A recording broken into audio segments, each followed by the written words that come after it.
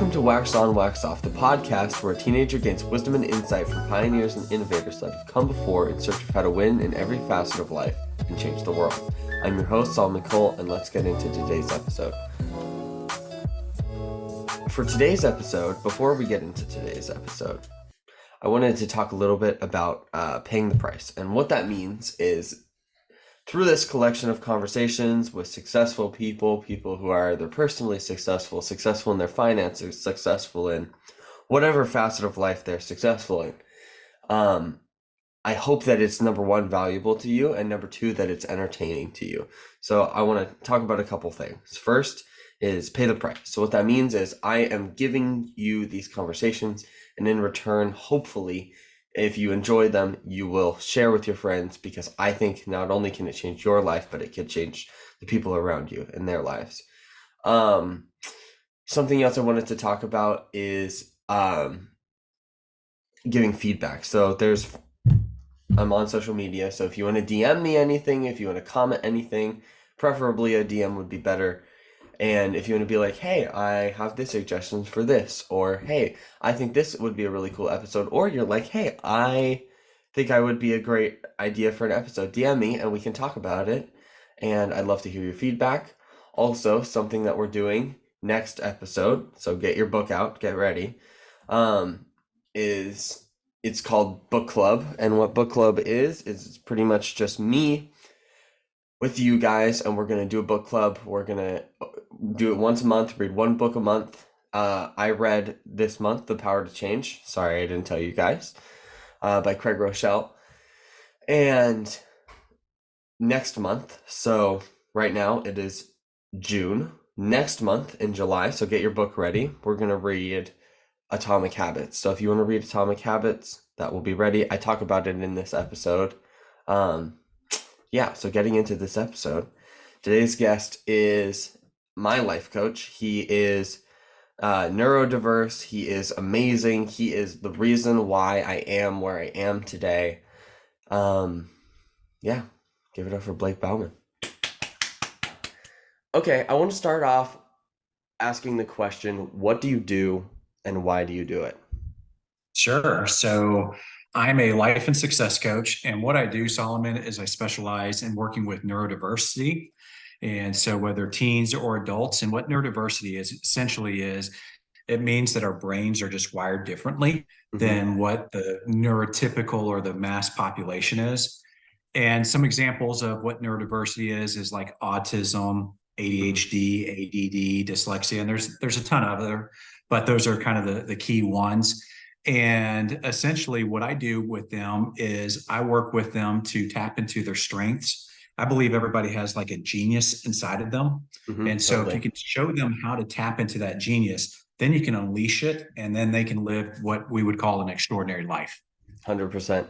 Yeah. And you, for those of you who don't know, Blake is my life coach, and he has helped me so much, like so much in growing in my confidence, growing in my goal setting, growing in so many different things. And that's, I want to kind of talk about like what you've done for me and what tips people can use at home. But first I wanted to really ask you, like, what is your story, and how did you get to this point where you're like, I have enough inside of me, my cup is full enough that I can pour out into other people? Yeah, so I will say it stems back to my late teens, early 20s, and I was different. And so, I was quiet, I was shy, I didn't have a lot of confidence, except in sports. It was funny, you put a ball in my hand, whether basketball, baseball, golf, tennis, I could play, and I had a lot of confidence, but outside of sports, I had zero confidence. And what I found is that I had a hard time communicating with people, and people had a hard time understanding me. I was very literal. So if somebody told me to break a leg, I would say, why do you want me to hurt myself? It was just so literal. And so people had a hard time understanding. And what happened later in life is I figured out that I was autistic, and I didn't know at the time. And so I was very blessed to have a mom that was a principal and educator. So she kept me very structured. But once I got out of that structure, then all hell broke loose. Living on my own, trying to figure out how to take care of myself, trying to work a job and thrive in a job. And what I really found out is that I had a hard time communicating with people. Mm-hmm. And so I went on a journey, Solomon, and the journey was I read over 1,000 books. I Mm-hmm. went to several seminars, and what I figured out is people weren't going to learn how to communicate with me, so I had to learn how to communicate with them. And I Yeah. started mastering communication, and I started learning how people communicate, and I could speak to them in their communication style, and that Mm-hmm. really launched me. And then later in life, I had kids, and so I have four of them. Three of them are neurodiverse, so I have two that are autistic, one that's ADHD and dyslexic, and my fourth could be autistic. But when we were seeking help for them, basically what people told us is that autism was a disability, Mm. and I just couldn't accept that I did. because Yeah, totally. yeah. So I made it and said, it's not a disability; it's more of a difference ability. We're just wired differently, Mm-hmm. right? And I said, we have strengths. And if we can tap into those strengths, then we can thrive. So I set on a journey. So my son was 15 at the time he got it, my oldest son. Now he's 24. And I said, okay, the school's not going to help you. The outside world looks at you as you're broken. I'm not going to accept that for you. So we set standards, we set a plan together, we set a goal. And he went on to, he, people said, oh, he's never going to drive because his anxiety is too high. He's never going to have a job. Well, he drove, he has a job, he Mm-hmm. lives on his own, he went through school. Mm-hmm. And then actually, all my kids are young adults now. So my youngest is 18, he's going into the Marines. My 21-year-old, she's finishing her last still of school, but she's been living on her own and working a full-time job. Mm-hmm. And then my 22-year-old has a full-time job and is living on her own and thriving. Mm-hmm. And so, what I think was big for me is I hate when people say you can't, or you can't do this, or you can't do that, Mm-hmm. or you just have to accept the bare minimum. Mm-hmm. And that just doesn't work well for me. And so that helping my kids is actually what launched me into helping others, because I see everybody else have been told they're broken their entire life when they're not. They just, Mm-hmm. they hadn't been shown how to think and use their gifts. Because Mm-hmm. if I can say this is one example, Solomon, is that when you think about the world, let's think about it as two computer systems. You got a Mac and you got a PC. Mm-hmm. And so what we would call the normal people, which I don't think there's really a normal person, but let's just say the normal or the neurotypicals, Yeah. that's your PCs. And they far outnumber the number of neurodiverse, which are your Macs. Well, what Mm-hmm. happens is people try to program, let's just say you're trying to program your Mac computer with PC software. It's not going to work very well. No. You're going to have a lot of issues. Some things may work, but some things won't. And you're going to say, Mm-hmm. oh, that computer's broken. No, Yeah. the computer's not broken. You just fed it the wrong software. Mm-hmm. So if we can work with people who are neurodiverse in the way that they understand and process information, then all of a sudden you can connect, you can unleash their strengths, and then they can thrive. And if you look at the brilliant minds of the world, most of them are neurodiverse. Mm-hmm. And so most people don't know Bill Gates, Steve Jobs, Einstein, a lot of your scientists, they were all neurodiverse, but they were also the odd people too. And your oddness can be your strength. And so, but that's my story. And that's why I got into coaching and working with individuals. It's because I don't accept broken. And I believe everybody has a genius, and we got to unleash that genius. Mm-hmm. As someone who if I let's say for me, I feel that I am at the place where I feel full enough where I can pour out to other people. And I want to say something. You can't pour out into people. I mean, actually, that's not true. I would say that if you're pouring out into people, it will fill you up, but you also have to have something in the tank as well. How do you see someone who has a need? First, how do you see that need? And then how do you meet that need or help them to find a way to meet that need themselves? Sure. So I believe that there's 6 core needs, right? Mm-hmm. And the 6 core needs are, number one is certainty. People want to feel safe. They want to feel secure. They want to feel like they know what's going on. Mm-hmm. The second need is uncertainty, so variety. So we like surprises. We like that adrenaline rush. The third need is the need for significance, so to feel important, to feel valued. The fourth need is for connection, to feel love and connected to people. The fifth need is growth, so that we're always learning. And then the sixth need is contribution, where we're giving, right? Mm-hmm. And so all of our needs fall into one of those 6 categories. Yeah. And so if you can figure out what category is your main need or main two needs, two categories, then all of a sudden you can put together the pieces that are needed for that category. So let's just say somebody needs to feel certain, right? And these are people that typically have anxiety. They typically don't want to go do things, or they're a lot of times they're introverted, but they want to feel safe. Yeah. And so one of the ways you help them fill that need is you help them build a plan. Mm-hmm. You help them prepare for what's going to happen next. Mm-hmm. So, for example, my eldest, who's 24, certainly is a big thing for him, right? Mm-hmm. Talked about his anxiety. And so anytime we were going to go to like an event, I would explain to him in advance, hey, this is what we're going to do. Here's the process we're going to go through. And here's your role that you play in that. And that brought, that didn't take away all anxiety, but that took away the majority and brought a sense of security to that individual. Yeah. Right. And so finding out what need it drives you is super important. Mm-hmm. So for example, I know one of the needs that drives you is contribution, right? Mm-hmm. And so one of the things we worked on is, hey, how can you contribute to people of your age that is meaningful and can help them? And voila, you got your Wax On, Wax Off podcast going, where you're bringing in people with experience in areas that young adults and teenagers and even adults may struggle, to help give them guidance. Totally. And that's filling that need for contribution for yourself. Yeah. Wow. That's super helpful for me in my own personal life, but I think that will be helpful for the listeners as well. You talked about how you had communication issues and you struggled communicating with people because you had that PC software where everyone else is a Mac. How did you learn how to communicate? And for people, I honestly, like, even if they're not neurodiverse, I think people my age struggle with communication because everything's virtual. It's so easier to, like, you can ask hard questions over text. You don't feel a thing. You ask someone a hard question in person, that's rough. So first I want to ask, like, for you, how did you learn how to communicate? And then for people now who are my age or maybe who are adults and struggle with communication, what can they do? Absolutely. So that's a phenomenal question.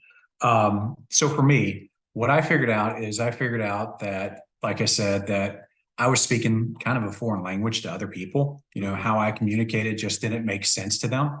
And so what I did is I read, like I said, over 1,000 books. I went to seminars. I went into this. I did everything from face reading to, how to flirt with girls to, just body language and things of that nature. And I read them all, and they all had an underlying theme to them. And essentially what it was is, the key is to build rapport with the person you're talking to.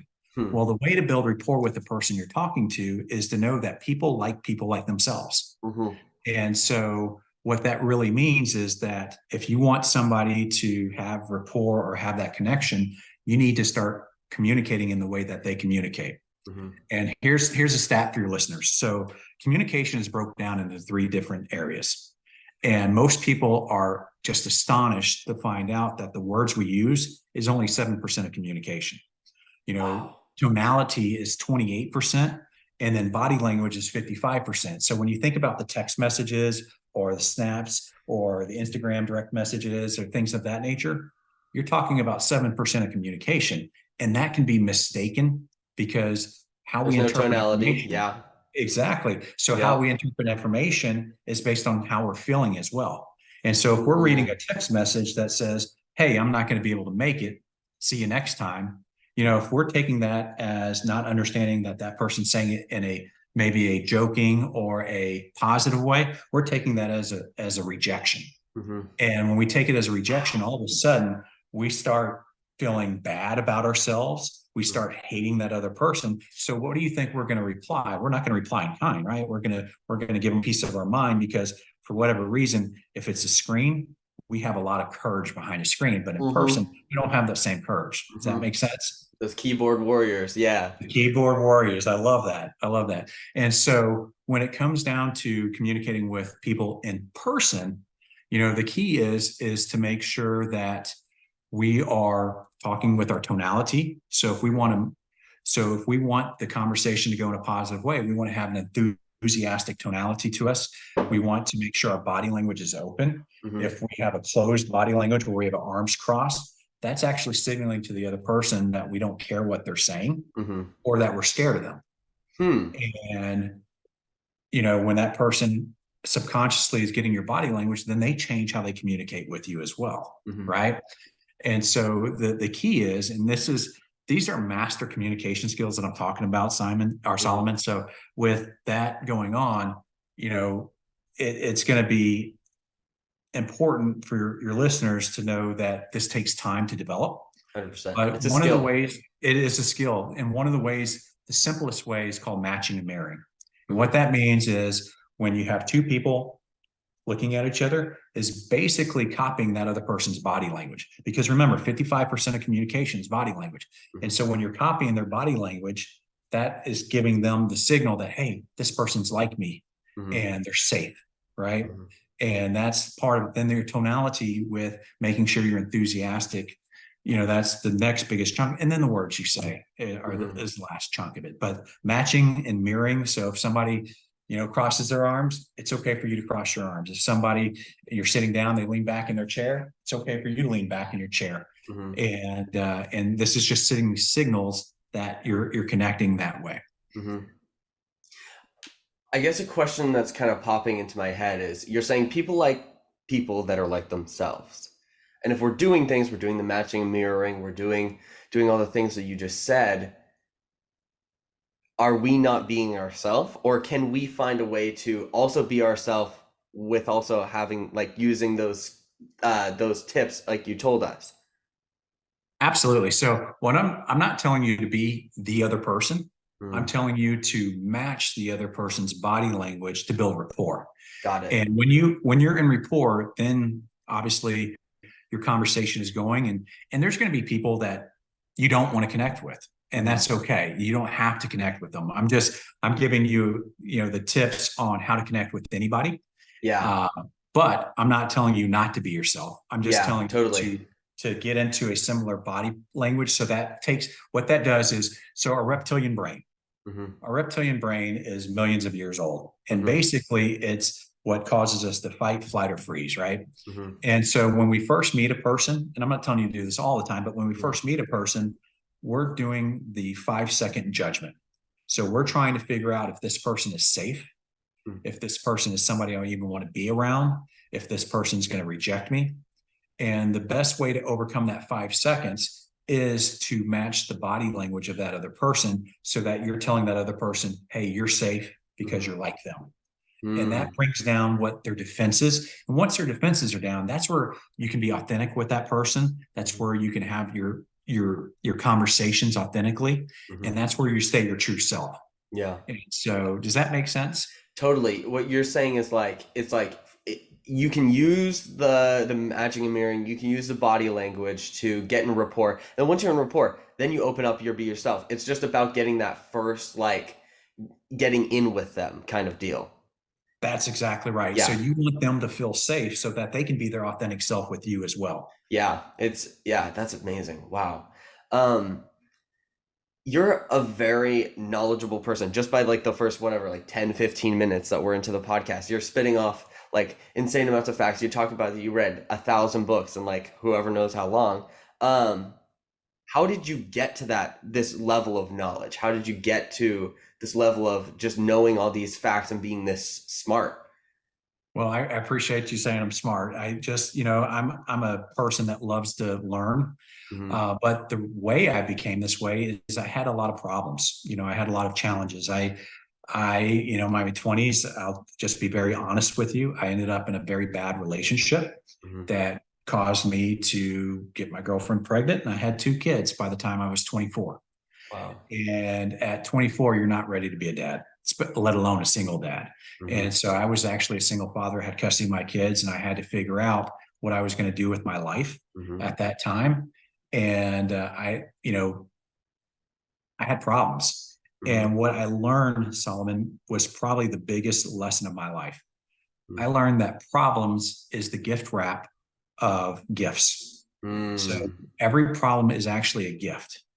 And when you can start shifting your focus on it being a problem versus it actually being a gift for you, then all of a sudden you can start moving forward. So most people, they look at life as happening to them. Like, my car broke down. I can't believe this happened to me again. Mm-hmm. Well, I look at life as happening for you. Mm-hmm. So when life is happening for you, then everything that happens in your life is pushing you further towards your purpose. It's pushing you further towards unleashing your genius inside of you. Mm-hmm. And so I had a shift when I was 24. And at that time, I said, life isn't always happening to me. No, life actually happened for me. So how could this be good for me? Mm-hmm. Well, it caused me to read 1,000 books. It caused me to figure out how to take care of my kids, which caused me to exponentially increase my income. Mm-hmm. Having issues with communication caused me to learn how to communicate better and in different ways, which actually opened my world to coaching. Yeah. It allows me to connect with people. So I really, there's an exercise that says, hey, look at your energy vampires that drain from you. Look at the energy bucket fillers that fill you up. Mm-hmm. Well, I have a ton of bucket fillers. I don't really have anybody that drains me because I connect with them Yeah. and I understand them. And so for me, of how I gathered all this information is through problems. And Mm-hmm. what happens is problems never go away. Mm-hmm. What happens is you actually become bigger than your problems. And when you become bigger than your problems, then they're all gifts. And Mm-hmm. so when you can see something that happens to you, you can say, hey, okay, how's this happening for me? Why is this a gift for me? And once you Mm-hmm. start asking that question, you view it differently. Yeah. And it's amazing because that takes you from more of a depressed state to Mm-hmm. more actually an enthusiastic state. Yeah. And 100%. so it gets you out of victimhood and gets you into victory mindset. And Mm-hmm. that's big, especially on the mental health side of life. Yeah. I want to talk mental health and I want to talk. So there's anxiety, there's depression, there's people who just like don't feel good. They wake up in the morning, they're zapped of energy. I feel like that sometimes. Um, what what advice do you have for these people? What tips do you have? Because you're so knowledgeable. What can we do? Why do you think we have this mental health epidemic? Absolutely. So, I mean, COVID was the spark. It was always there, but COVID kind of set the blaze. It's more the Yeah, gas that set the blaze on fire for yeah. everybody.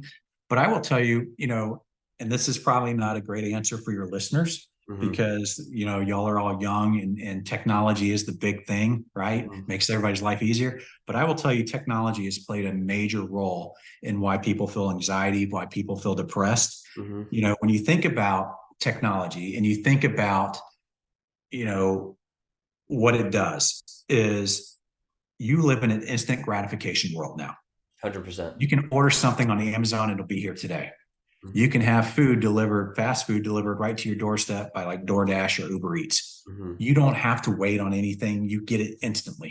mm-hmm, And then when you're online and say you're getting, your Snap streak going or your Instagram likes and things of that nature, mm-hmm, you're rewiring your mind to find excitement and enjoyment from likes, right? And so if you're not getting those likes, then all of a sudden you start becoming depressed. But mm-hmm, you're also not communicating and being with people. One of the needs I talked about, the 6 human needs, mm-hmm, connection is big.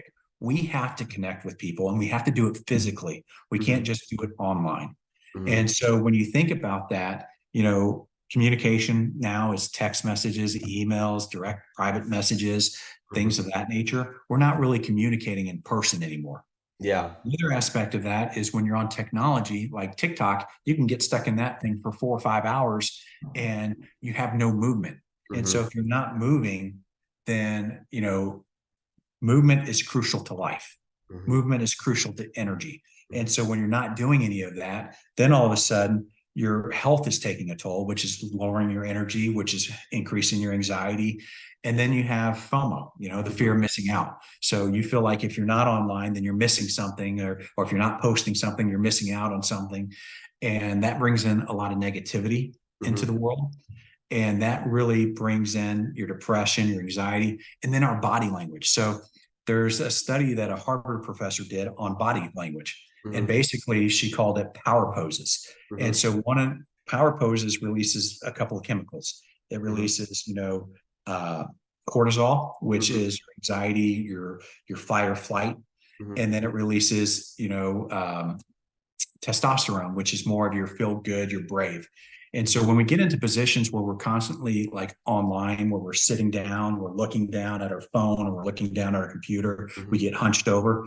What we're doing is we're releasing more cortisol in our system, which is causing that anxiety, which is causing that stress, which then leads to health issues, which leads to depression. And we're not releasing the testosterone. And so the more movement we have, the more open body language we have, we've changed those. So cortisol reduces, testosterone increases, right?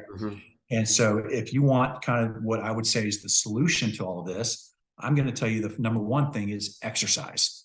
You know, when you exercise and you move, it does something called neurogenesis. So our brain cells get damaged through stress.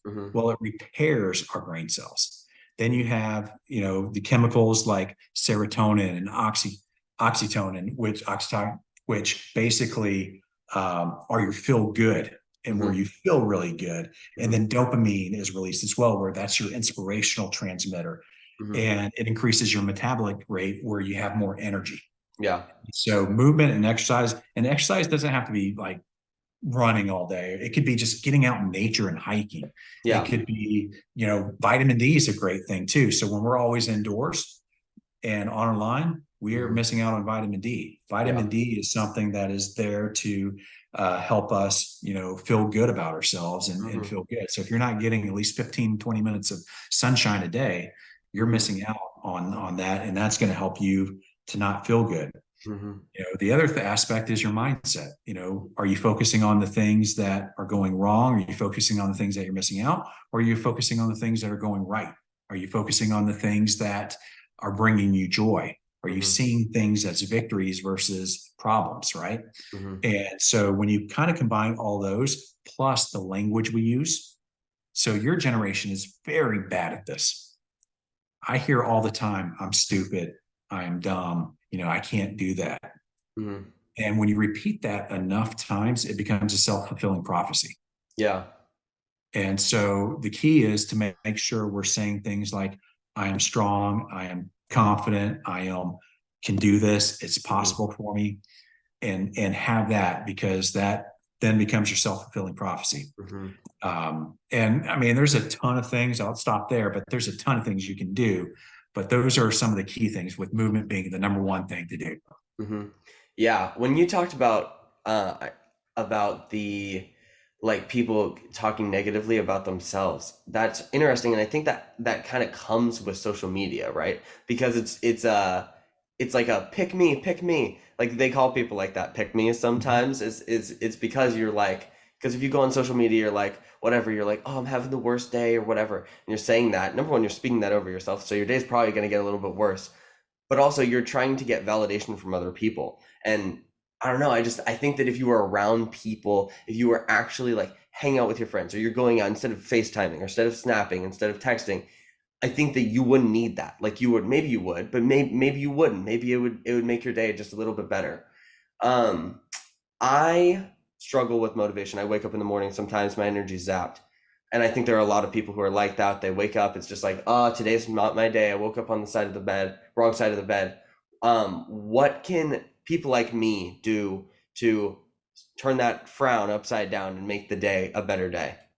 Yeah. So I will say the number one thing right off the bat, and most people don't like this answer, is move and exercise. Because again, you can wake up feeling bad, but after you exercise, because of all those chemicals that are released, you're going to feel much better. Yeah. So that's just one way. Another way is to listen to like a motivational podcast, to listen to just music that motivates you as well. Turn on your best jams and start moving. You know, that's another way.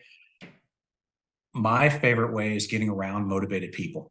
You know, there's nothing like getting around people that have the energy, because they will bring your energy up. And so if you're not feeling the best, whether it's a phone call to somebody that can inspire you. So for me, I have a buddy that is the most motivational person I know. And so it's far and few between, but there are days where I wake up and I just, today I just don't feel good. And I'll text him and say, hey, Jay, can I give you a call real quick? Sure. Talk to him. Within 2 minutes, he's already got me fired up and ready to go. And so getting around people or having friends like that is going to be really big. Another exercise is journaling. So I have found that if I journal every morning when I first wake up and talk about the things I'm grateful for Mm-hmm. or the victories I've had the prior day, that inspires me. And then making goals for the day. Mm-hmm. You know, like I try to make 5 what I call micro victories. So these aren't things that are massive or big. It could be as simple as, you know, today I'm going to work on social media and trying to get a social media post ready to go for a program I may be launching. It Mm-hmm. could be I'm going to just walk for 5 minutes. I'm not going to walk more than 5 minutes. I'm just going to walk for 5 minutes. Mm-hmm. And it could be something as simple as I'm going to tell my kids how much I love them, or I'm going to call a buddy that I know who needs to be inspired. Mm-hmm. Because sometimes when we don't feel inspired, if we can inspire somebody else, it inspires us. Mm-hmm. And so how can I inspire 3 people today? Yeah. And so those are some of the things that I'll do. And then there's a thing called a mantra or an incantation. And these are just words you repeat over to yourself with intensity. Mm-hmm. And so it could be like every day in every way, I'm getting happier and happier. Every day in every way, I'm more motivated and more motivated. Mm-hmm. And it's something you do with physical intensity. Mm-hmm. And so the quickest way to change your state is through your physiology. Mm-hmm. So exercise, that's why I always go there. But another way is think about the times you're most motivated and think about the times you're most confident. What is your body language like? It's Yeah. probably not hunched over. It's probably shoulders back. It's probably, hey, I'm moving quicker with my hands. I'm talking quicker. Start doing that. And then within minutes, you're going to feel that motivation going on. Mm-hmm. And so those are just some of the ways that people can do it that are pretty easy. Yeah, totally. For me, you've gotten me on power poses. So I wake up in the morning, I open my window, and I look at how like we live in the country. So it's just like it's beautiful trees, beautiful woods. I go look at the woods and I power pose and I just say, today's going to be a good day. Here's what I'm going to do. And then I go and do it. Something that's been really helpful for me is reading. I find, because sometimes my thoughts are all over the place and I'm thinking, well, I have to do this and this and this and this. And then I'm so paralyzed by what I have to do that I don't end up doing anything. And reading for me, I'll wake up in the morning and I read nonfiction. So something that's going to either motivate me or teach me something. And I find it almost impossible to actually be focusing on reading and be thinking, going all over the place. And I reading is huge for me. That's like one of my most important things. And reading is huge for you as well. Yeah.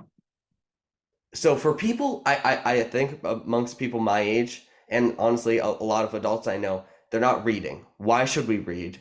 And then what tips do you have for reading and for reading better, reading more efficiently? And honestly, do you have any book recommendations for people? Yeah, great question. So with reading, the reason you should read is because the authors are sharing information that can actually shortcut your success. Mm-hmm. And so I'm a big believer that if somebody's already done what I want, if I can copy their strategy and I can learn their strategy, then what it does is it takes that trial and error out and it can take years off what it takes to become successful. Mm-hmm. And so with reading, you're absolutely being able to get with that author, even though that author's not there in the room with you. It's almost like having a mastermind with that person. Mm-hmm. You get to know them. And so part of what I read is I read books that are self-help books, but I also read like autobiographies. So you can get in the mind of, say, a Benjamin Franklin or Abraham Lincoln, you know, greats from the past, or Steve Jobs or Bill Gates or a Jeff Bezos from the future, or it could be like a Mother Teresa. And it depends on what area of life you're really trying to strive to become better in. Mm-hmm. And by reading, even if it's just 10 pages a day, it doesn't have to be a whole chapter, it doesn't have to be a whole book a day, but just take 10 pages a day. Mm-hmm. What it's doing is it's taking your mind and it's shifting your focus. Mm-hmm. And when your focus goes, your energy flows. Mm-hmm. And so if you can shift your focus to having that mindset that, hey, this person actually went through problems that I had. So I just watched the movie Air, which is the Michael Jordan story, how he got signed with Nike. Well, I'd read the book Shoe Dogs by the CEO of Nike, and I forget his name right off the top of my head, but he was selling shoes called Blue Ribbons out of his trunk. And he was selling like 10 pair a day. Then he went through all these problems to try to get things made and manufactured. He had deals falling through. He had problems outside of what we can even imagine, but his Mm-hmm. perseverance that he showed and how he recruited athletes, that showed me how I could recruit clients. Mm-hmm. That showed me how I could persevere through certain issues that I was going through at the time. But Mm-hmm. I wouldn't have known that unless I got into the book and let it. And if you're not a reader, they make audiobooks. Mm-hmm. And so you can listen. And one of the things that you can do is you can turn your car into a learning studio. Mm. Basically, with your phone, everything's Bluetooth through your systems now. You can turn on an audiobook and listen. So if you live in a big city where you're going to be stuck in traffic for an hour, that's an hour worth of audiobooks that you can listen to and gain that insight, or a podcast or something of that nature. Mm-hmm. And so that's the main reason of why I would read, is because you get to be connected to that author and you get to Mm-hmm. see the problems they went through or the challenges they went through, how Mm-hmm. they did it, and it can shortcut your success. Mm-hmm. Um, Now, as far as tips on reading, you know, you could take speed reading courses for sure. Mm-hmm. I've taken one and it helped me go from like reading, I think I was reading right around 100 words a minute to like 500 words a minute. Wow. And, but you also don't have to get the full book. They make these short versions of books too, that Mm-hmm. just kind of give you the cliff notes, Mm-hmm. where there's companies out there that say, okay, here are the most important things out of the chapter that you want to learn. Mm-hmm. And they pull it and they put it in a book. So a book that could have been 200 pages is now 30 pages. Hmm. And anybody can read a 30-page book, right? Yeah, anybody. And you're getting all the highlights of it as Mm-hmm. well. Yeah. What I typically do when I read a book is I go to the last page to see if there's like any bullet points on the last page of the chapter that Mm-hmm. says, hey, here's the most important things. And I'll read those. And then I'll decide that, hey, do I need to really read the rest of the chapter to get this? Or do I understand what the author's saying? If I Mm-hmm. don't understand, I read the chapter. If I do understand, I skip to the next chapter. Mm-hmm. Ultimately, I have an intention when I'm reading a book. I'm trying to figure out, what am I going to pull out of this that will help me? Mm-hmm. So let's just say I'm reading a book on finances. Let's just say I want to be a billionaire. Mm-hmm. And so I go and I grab a Warren Buffett book. Mm-hmm. And part of his book, he has bullet points in each chapter, and I read them. And like I said, he says, first thing you need to do is you need to start saving. You need to Mm-hmm. pay off your debt. You need to do this. And so I write those notes down, and I don't need to read the chapter to understand that. And so Mm-hmm. it helped me go through his book really, really quickly. Yeah. Then there's other books that I just love what the author has to say. And so I'll read all the way through it because it's Mm-hmm. just fascinating. Yeah.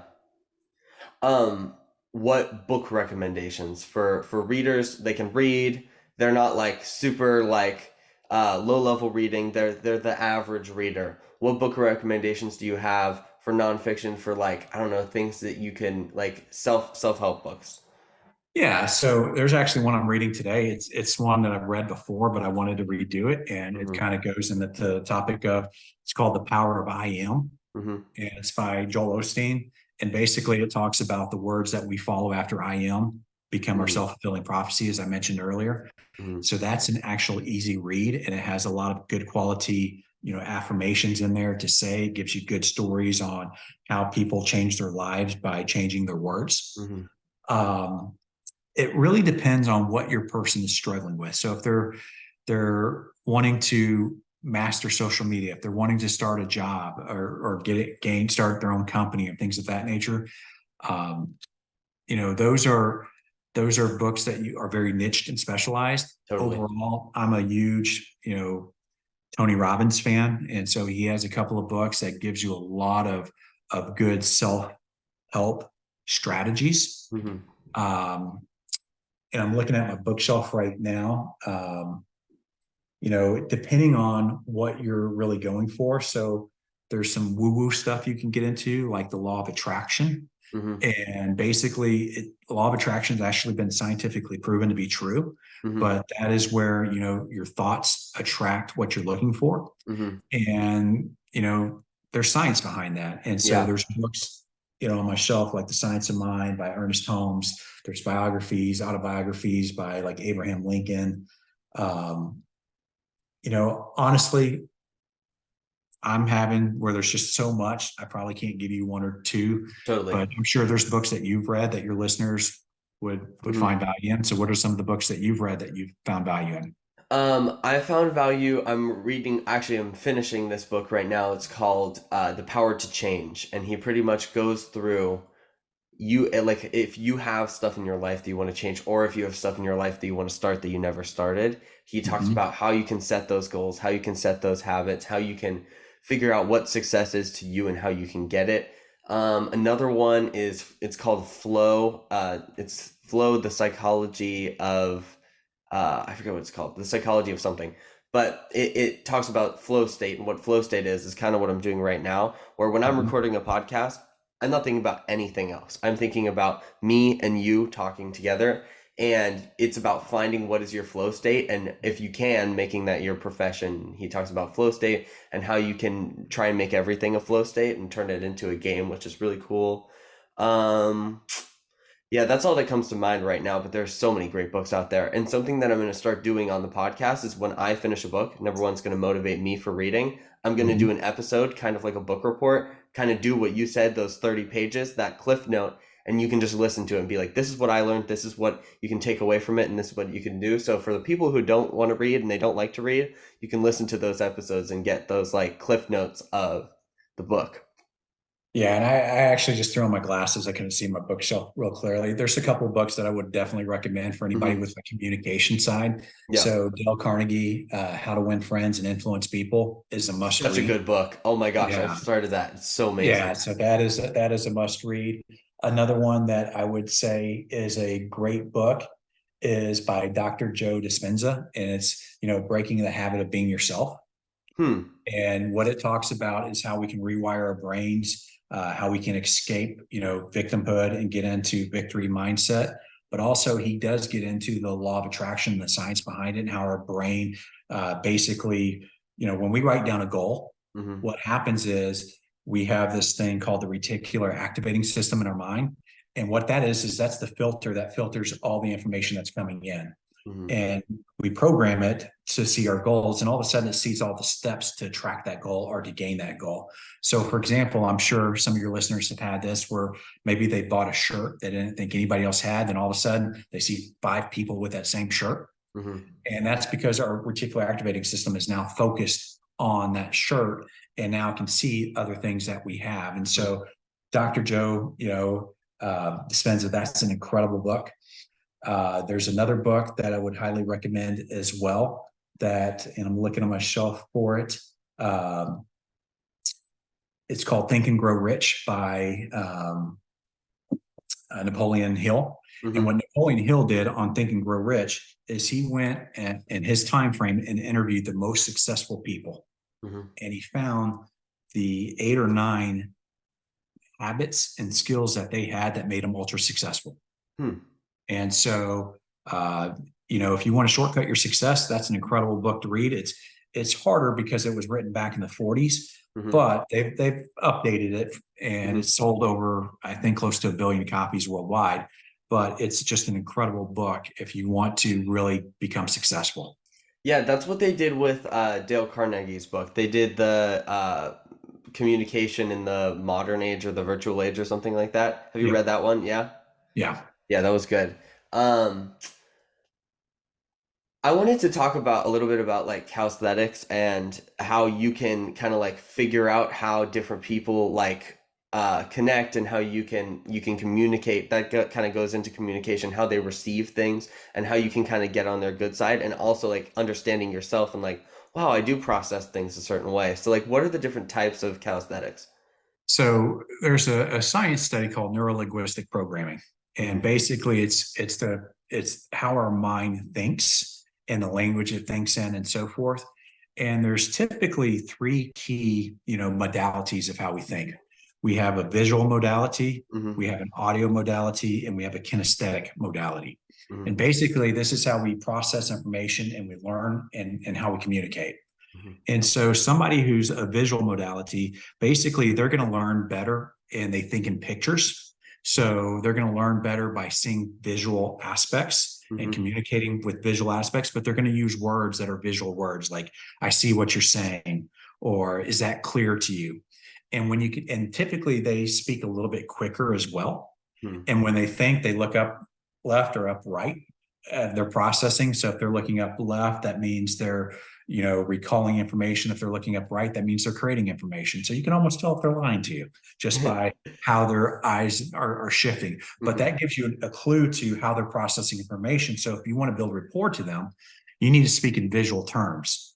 And so you need to describe what you're trying to accomplish. So if y'all want to go and play, I'm just going to make something up, say a role playing game like D&D, Hmm. and you're trying to get them to go with, and you want to describe what they're going to be doing and what they're going to see while they're there. Hmm. So that's kind of that visual modality. Then you have the audio modality.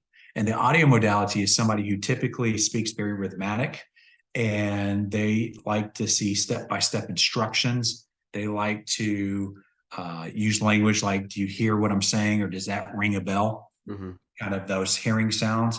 And usually when they're processing, they look left and right. They don't look up, they don't look down. So they look left and right as they're processing information. And so if you have somebody like that, you don't want to speak too quick, but you don't want to speak too slow. You Hmm. want to speak at their rhythmic pace, and you want to try to use the words that they're using so that you can. But if you're going to give them instructions, you're going to tell them something, you want to go step by step with them.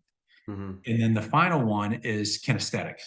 And kinesthetic people are people that internalize it. These are people that, when they're thinking, they typically look down. So their eyes shift down or their whole head will go down. They're processing information that way. They're really feeling it throughout their body. When they learn, they have to do things hands on. Hmm. So you can't really show them, you can't really tell them, you have to get them actually doing it.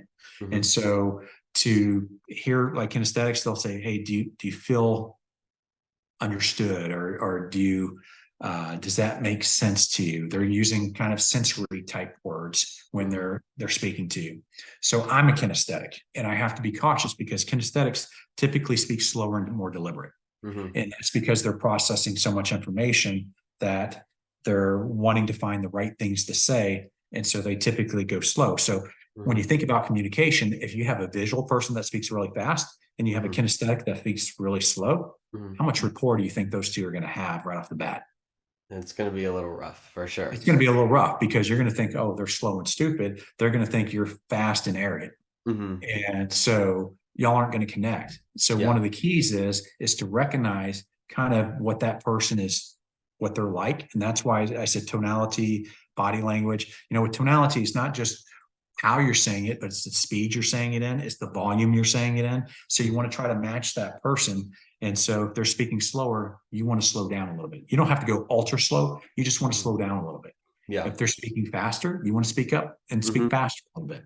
And that way you have the best chance of connecting, because there's nothing like somebody who speaks really fast and somebody speaks really slow.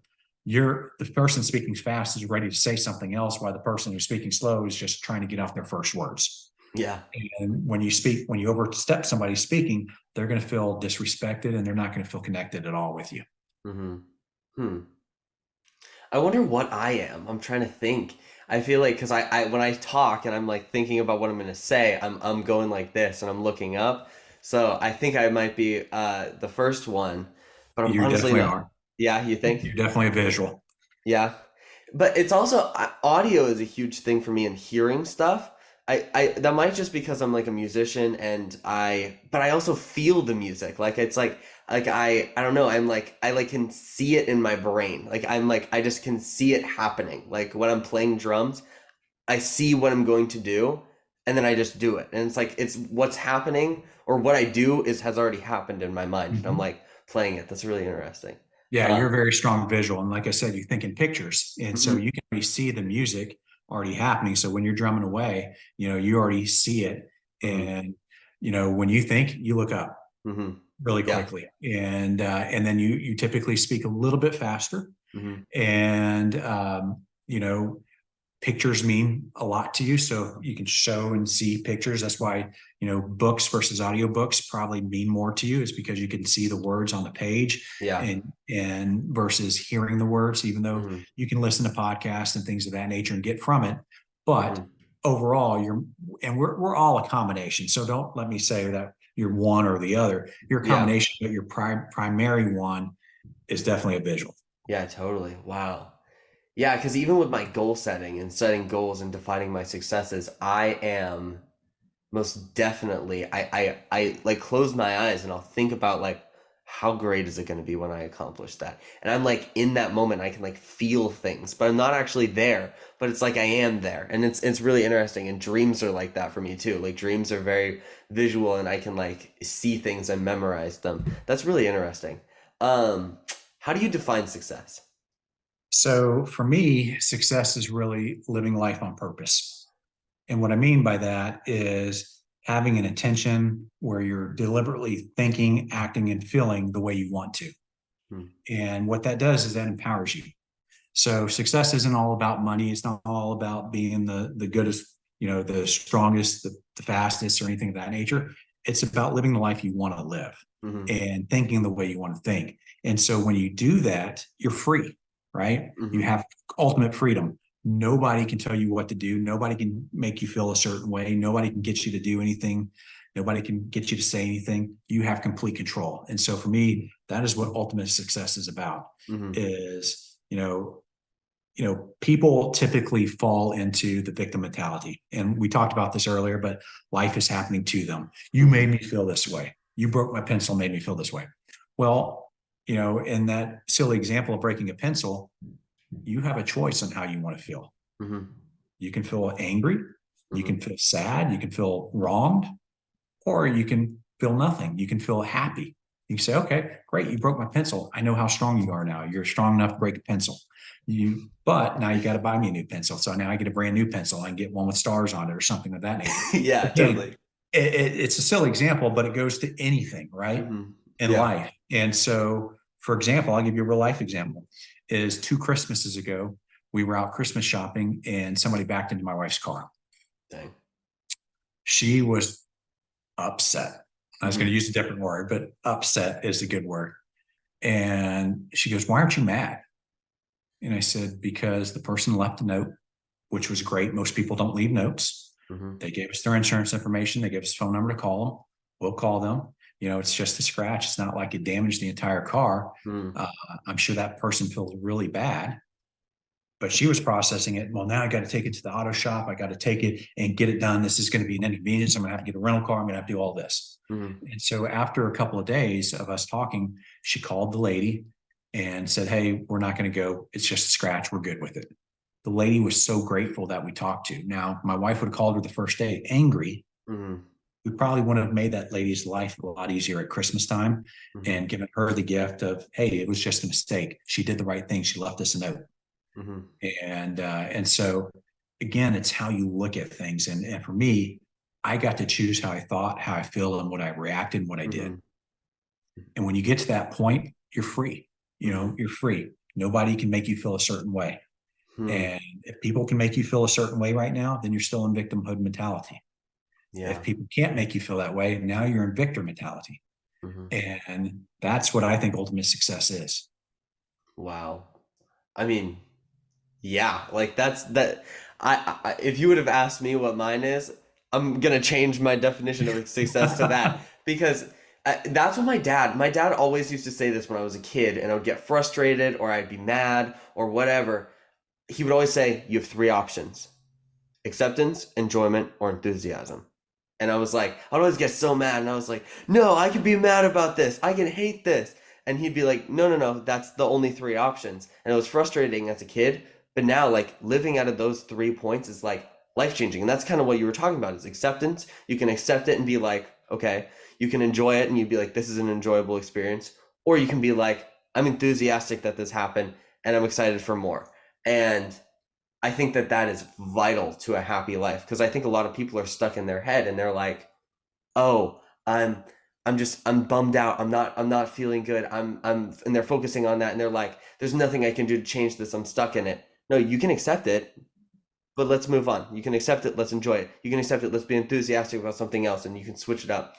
Yeah, totally. What is like the main strategy for goal setting to achieve our dreams?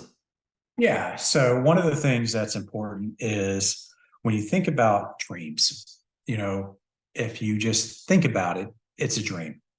If you start talking about it and envisioning it, it's a possibility. But when you write down and take action towards it, it actually becomes real.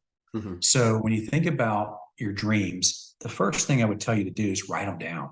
I mean, don't keep them up here, actually write them down. And an exercise that I do quite often is I'll write down, what my dreams are, but I'll write it down from a perspective of already achieving it.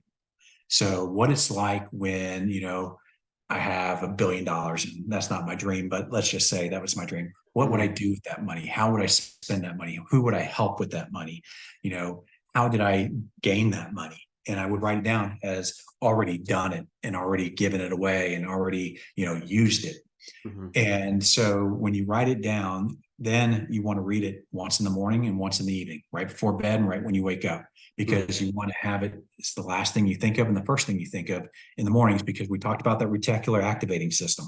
And we want that to go on high alert, looking for the opportunities that you can take to make those things come true. Mm-hmm. The second thing I would do is, I'm a big believer in, like I said, the woo-woo stuff, the law of attraction, is I would create a vision board. I Mm-hmm. would create something that you can hang and see all the time. And whether you take a picture and put it on your phone as a screensaver, so you're seeing it as your screensaver, or whether you have a poster board on your wall, Mm-hmm. but taking like things out, like for example, and here's how it works. I have a picture of San Diego on my dream board. And because I've never been to San Diego, I wanted to go. Mm-hmm. And so we were supposed to go and COVID happened. So we didn't get to go. And now trying to find a time to go just seemed inconvenient. Well, guess what? My son joined the Marines. His boot camp is in San Diego. So when he graduates, they're going to have a graduation ceremony. Well, we're going to San Diego now for the graduation ceremony. Was never planned that way, but now we're going. Mm-hmm. And it was on my dream board. And this is how the law of attraction is so crazy on how it can work. There was a picture of a water slide that goes underneath the ocean and comes out. And to me, that represented a vacation. Mm-hmm. And so, not knowing where that place was even at, my wife and I booked a cruise to the Caribbean. And we went and we landed we ported at this one place, and it was the city of Atlantis. And lo and behold, there's the water slide in the background. So we walked over and we went on it, and it goes down through an aquarium. It's cool as heck. That's awesome. But again, this wasn't pre-planned per se to see it, but that's how the law of attraction actually works. So when you have a vision board and then you're, like you said, you're imagining it already happening and you're seeing it as already success, that's what you do with a vision board. Mm-hmm. And, then the most important thing I would tell you is schedule success. So if you don't intentionally have success on your calendar, I can tell you any listener of yours right now, whether they're successful or not this year by looking at their calendar. If they don't intentionally schedule things for success on their calendar, the chances of them achieving it go way down, dramatically down. Yeah.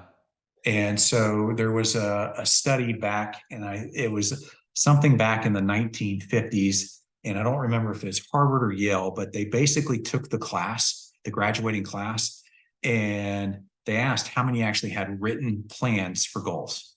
Mm-hmm. And only 3% had written plans for goals. So they followed up with that class 10, 20, 30 years later. Mm-hmm. And that 3%, now this is financially, they're measuring on financial success, that 3% had more money than the 97% combined. Wow. And they drilled it down to, because they had goals, they had action stuff that they were working on. So what I would tell you, your listeners, is if they have a goal, imagine it, dream it as already true, then come backwards with it. Okay, what needs to happen in June to achieve this goal? What needs to happen in February or July, August, September, and have baby steps that step them towards success, but have that scheduled. Mm-hmm. So, for example, if I was somebody who wanted to master communication, I would write down, hey, how I communicate with people and how people are receptive and we're building rapport and I got all these new friends and things like that. Mm-hmm. Then I would have, okay, from here in June, what should I do? Well, the first thing I would do is read a book. Mm-hmm. Second thing might be attend a seminar. Third thing might be get a coach. Fourth thing might be whatever, go to a social group and start meeting people. Mm-hmm. Fifth thing might be this, but just have certain, what I would call micro actions in there that you can take on a consistent basis. And when you do that, success will find you. Mm-hmm. Totally. Wow. And I mean, I've used that in my own life. And I made a vision board, It's paper. I have it on my wall, and as soon as I wake up, I look over and it's right there. And every morning I look up and I see, this is what I want. This is where I want to live. This is who I want to marry. This is what I want to do, and all of that stuff. And it motivates you. And I think it's vision boards are super helpful for people who aren't like me, where they can just envision that in their head. It's Mhm. like what I do in my head is like out physically, and there's something doing things and making it tangible and seeing it, feeling it, writing it.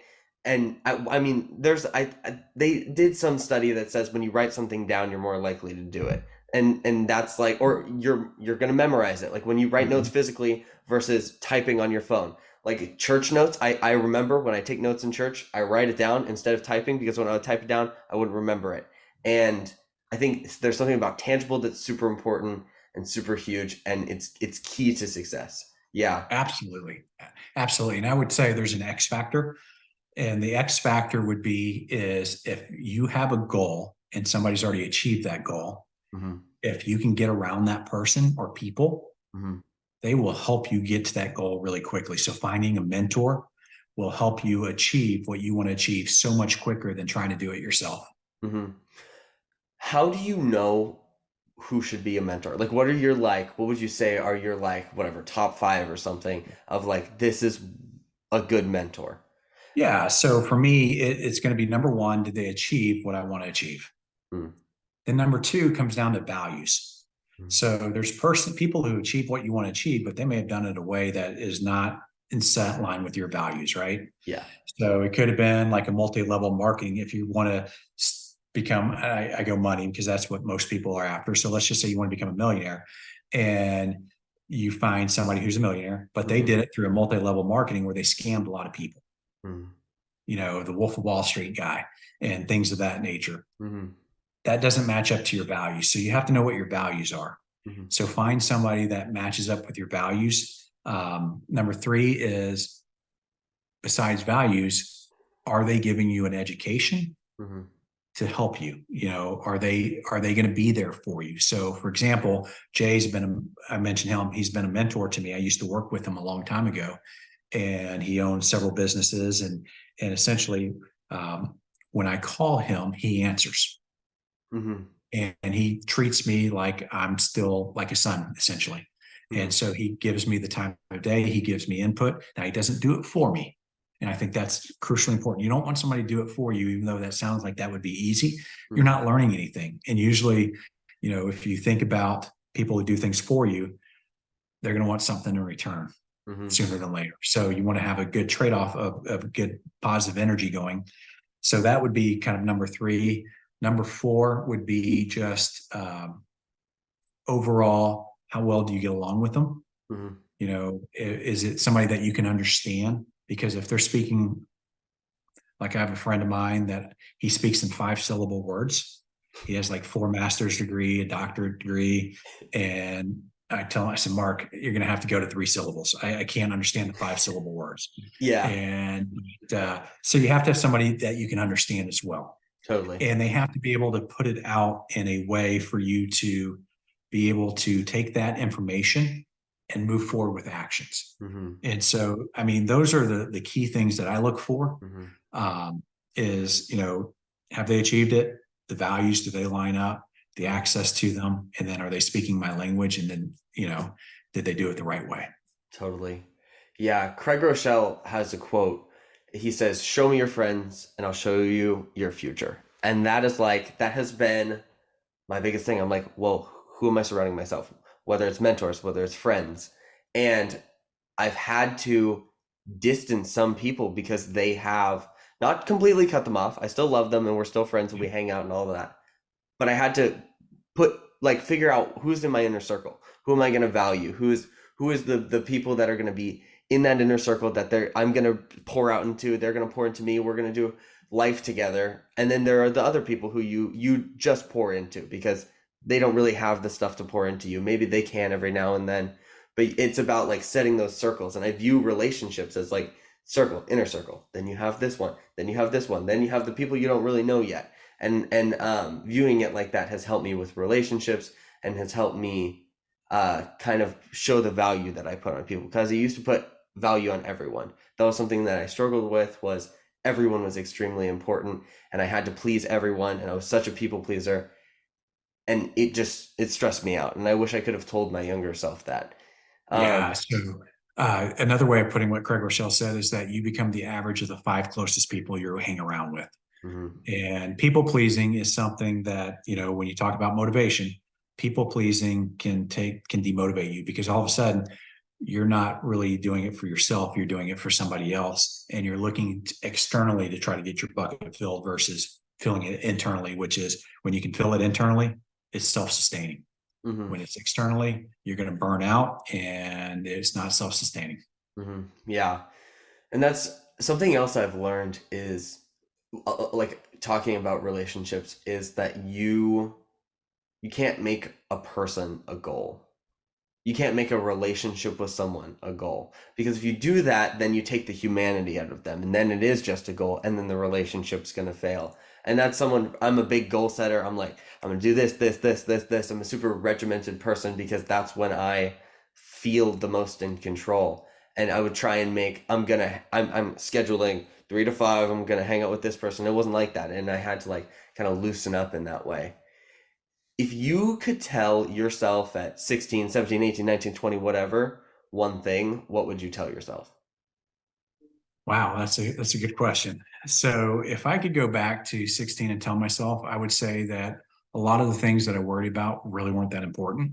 Mm, And that the best thing I could do is to learn how to connect with people, because when you connect to people, you can actually open up the entire world to yourself. mm-hmm, And my life transformed at 24 when I started learning how to connect with people. All of a sudden, I got jobs that I wasn't really necessarily the most qualified for, mm-hmm, but I knew how to connect with the people interviewing me. I knew how to connect and with other people. Um, what I will tell you is your income is directly in line with your communication skills. And so if you want to be somebody who has plenty of money, your communication needs to be higher. And that communication and connection go hand in hand. mm-hmm, And so I would tell myself to really focus on communication and to not worry about the little things, even though at the time little things seem like big things, mm-hmm, but to see problems as a gift, you mm-hmm, know, um, as a way of life happening for you, not to you. mm-hmm, So problems are just really like lighthouses that are pointing the direction that you need to go. mm-hmm. And and so really it's pretty much that simple. Solomon, is I wouldn't go anywhere else with it. I would talk about communication and connection, and I would talk about my way of looking at life being for me versus happening to me. Totally. I guess this kind of goes hand in hand with that question. What is your biggest life advice? If you could go out saying one thing, what would you Yeah, say? so I would say show up. You know, I know that sounds probably overly simple. I believe 99% of success is just showing up. Most of the time we get scared. We don't show up. We don't make the phone call. We don't ask the girl out. We don't ask the boy out. We don't go to the dance. We don't, ask for a job. We don't do things because we're so scared. We feel like we're going to get rejected. And what I have found is that if you just show up, things happen for you. Mm-hmm, And so just getting yourself to take that uncomfortable but courageous action of just showing up mm-hmm, will transform your entire life. mm-hmm, If that's the only thing you took away from this whole podcast is to just show up, it'll transform your life. And because what happens is a lot of times when we show up, most of our fear does never happens. The good stuff happens. mm-hmm, And here's the great thing is most people in life don't show up. So if you're the one showing up, you're going to be the one going the extra mile. You're going to be the one that is getting all the opportunities. mm-hmm. And so that is my life advice to anybody, is just show up. Wow. Well, Blake, thank you so much for being on the podcast. It means a lot. I think this conversation was so meaningful and amazing. And yeah, bye everyone.